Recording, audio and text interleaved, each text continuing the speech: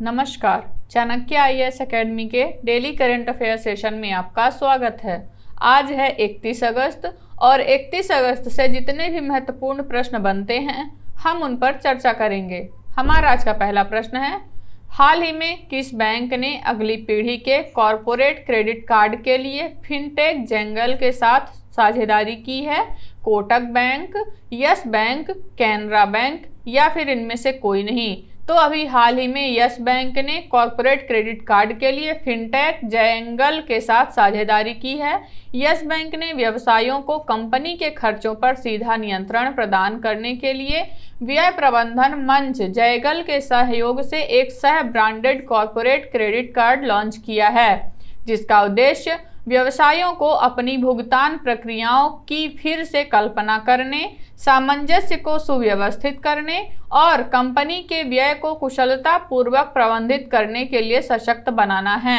इसमें व्यक्तिगत खर्च सीमा निर्धारित करने, व्यापारी श्रेणी प्रतिबंध लागू करने और विविध नियंत्रण लागू करने की क्षमता भी शामिल है। हमारा आज का अगला प्रश्न देखेंगे, हाल ही में किस राज्य सरकार ने लाडली बहना योजना सहायता में बढ़ोतरी की घोषणा करते हुए महिलाओं के लिए 35% आरक्षण, नौकरी में आरक्षण की घोषणा की है? राजस्थान, महाराष्ट्र, मध्य प्रदेश या फिर उत्तर प्रदेश? तो अभी हाल ही में मध्य प्रदेश के मुख्यमंत्री शिवराज सिंह चौहान द्वारा महिलाओं को 35% आरक्षण देने की घोषणा की गई है। मध्य प्रदेश के मुख्यमंत्री शिवराज सिंह चौहान ने लाडली बहना योजना में महिलाओं को दी जाने वाली वित्तीय सहायता 1000 रुपये से बढ़ाकर 1250 रुपये प्रतिमाह कर दी है। उन्होंने सरकारी नौकरियों में उनके लिए 35% आरक्षण की भी घोषणा की है और 450 रुपये में गैस सिलेंडर उपलब्ध कराया है। कार्यक्रम के तहत 23 से 60 वर्ष की आयु की महिलाएं जो आयकर नहीं भरती हैं और जिनके परिवार की आय सालाना 2.5 लाख रुपए से कम है, उन्हें हर महीने 1000 रुपये मिलते हैं। हमारा आज का अगला क्वेश्चन देखेंगे, जीवन बीमा को बढ़ाने के लिए एलआईसी ने हाल ही में किस बैंक के साथ साझेदारी की है?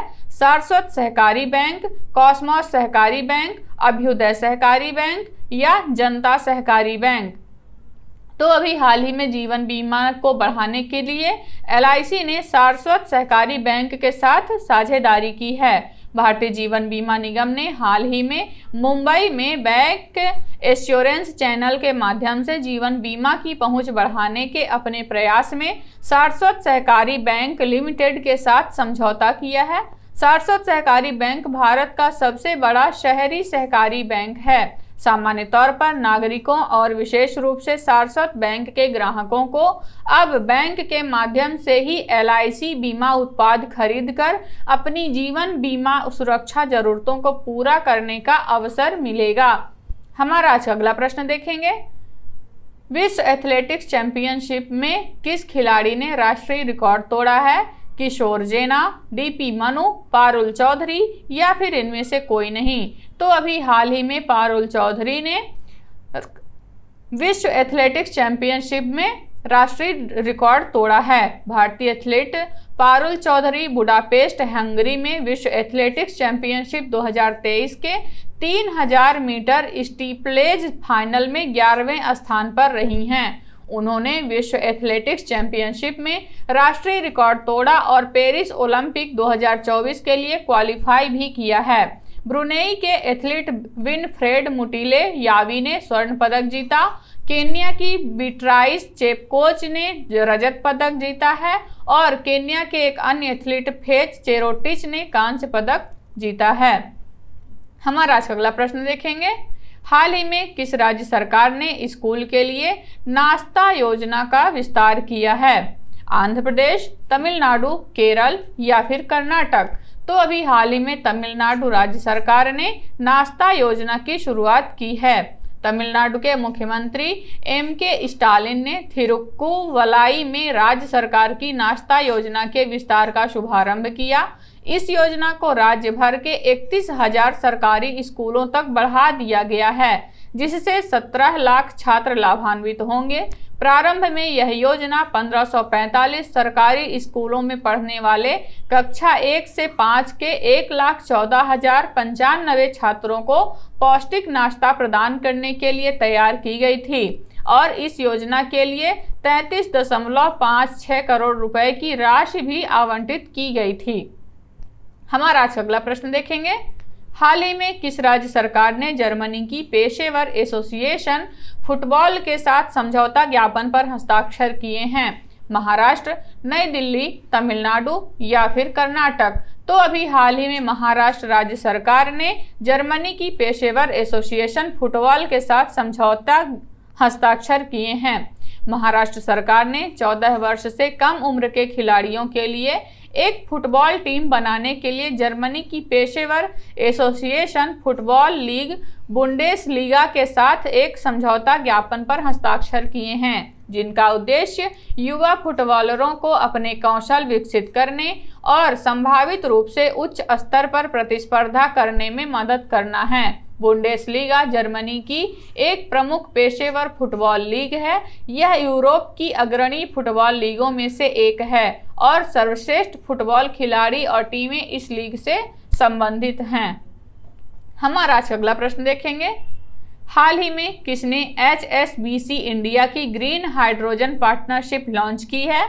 नरेंद्र मोदी, निर्मला सीतारमण, अमित शाह या फिर राजनाथ सिंह? तो अभी हाल ही में निर्मला सीतारमण ने HSBC इंडिया की ग्रीन हाइड्रोजन पार्टनरशिप लॉन्च की है। वित्त मंत्री निर्मला सीतारमण ने IIT बॉम्बे और शक्ति सस्टेनेबल एनर्जी फाउंडेशन के साथ साझेदारी में हरित हाइड्रोजन में नवाचार को सक्षम करने के लिए HSBC भारत की रणनीतिक साझेदारी की शुरुआत की, जिसका उद्देश्य अर्थव्यवस्था में कार्बन की तीव्रता को कम करने की दिशा में एक रोड मैप प्रदान करना और हरित रोजगार के अवसरों के निर्माण को सक्षम करना है। जब हम जलवायु परिवर्तन का मुकाबला करते हैं और कम कार्बन और आत्मनिर्भर अर्थव्यवस्था को सक्षम करने की दिशा में काम करते हैं, तो ग्रीन हाइड्रोजन की महत्वपूर्ण भूमिका होती है।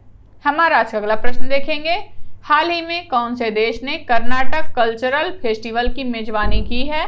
श्रीलंका, म्यांमार, नेपाल या फिर बांग्लादेश? तो अभी हाल ही में श्रीलंका ने कर्नाटक कल्चरल फेस्टिवल की मेजबानी की है। श्रीलंका ने कर्नाटक सांस्कृतिक उत्सव की मेजबानी की। यह कार्यक्रम भारतीय अंतर्राष्ट्रीय सांस्कृतिक परिषद, स्वामी विवेकानंद सांस्कृतिक केंद्र और ME ग्लोबल पीस फाउंडेशन के सहयोग से आयोजित किया गया था। हमारा अगला प्रश्न देखेंगे। रेजोल्यूट ड्रैगन 23 अभ्यास निम्न में से किन दो देशों के बीच अक्टूबर 2023 में आयोजित किया जाएगा? America Japan, Bharat Myanmar, Japan रूस या फिर भारत और जापान? तो अभी हाल ही में हुई घोषणा के अनुसार रेजोल्यूट ड्रैगन 2023 अमेरिका और जापान के बीच अक्टूबर 2023 में आयोजित किया जाएगा। जापान और अमेरिकी नौसेना पहली बार अक्टूबर 2023 में पूर्वी चीन सागर में ताइवान से लगने वाले द्वीपों पर रेजोल्यूट ड्रैगन के अंतर्गत एक संयुक्त सैन्य अभ्यास करेगी, जिसमें लगभग 2320 सैन्यकर्मियों का इस अभ्यास में शामिल होंगे। यह सैन्य अभ्यास ओकिनावा और क्यूशू द्वीपों के बीच होगा। हमारा अगला प्रश्न देखेंगे। भारत G20 अध्यक्षता में प्रधानमंत्री नरेंद्र मोदी ने 2024 के लिए B20 यानी बिजनेस 20 की अध्यक्षता किस देश को सौंपी है? साउथ अफ्रीका, ब्राजील, जापान या फिर अमेरिका? तो अभी हाल ही में प्रधानमंत्री नरेंद्र मोदी ने 2024 के लिए B20 की अध्यक्षता ब्राजील देश को सौंपी है। G20 अध्यक्षता के तहत एक वर्ष के लिए G20 एजेंडा का संचालन किया जाता है और शिखर सम्मेलन का आयोजन भी किया जाता है। भारत ने 2024 में G20 की मेजबानी के लिए ब्राजील को B20 की अध्यक्षता सौंपी है। दिल्ली में B20 शिखर सम्मेलन 2023 के समापन सत्र में अगले साल की अध्यक्षता ब्राजील को दी गई। प्रधानमंत्री नरेंद्र मोदी ने दिल्ली में वैश्विक व्यापार समुदाय के साथ बिजनेस 20 शिखर सम्मेलन को संबोधित किया। भारत 30 नवंबर 2023 ब्राजील को G20 अध्यक्षता सौंपा है। तो ये रहे आज के हमारे कुछ महत्वपूर्ण प्रश्न। आशा करते हैं चाणक्य IAS अकेडमी द्वारा चलाया जा रहा करंट अफेयर सेशन आपको पसंद आ रहा होगा। हमारे ऐसे और भी कंटेंट से जुड़ने के लिए चैनल को सब्सक्राइब करें और बेल आइकॉन दबाना ना भूलें। धन्यवाद।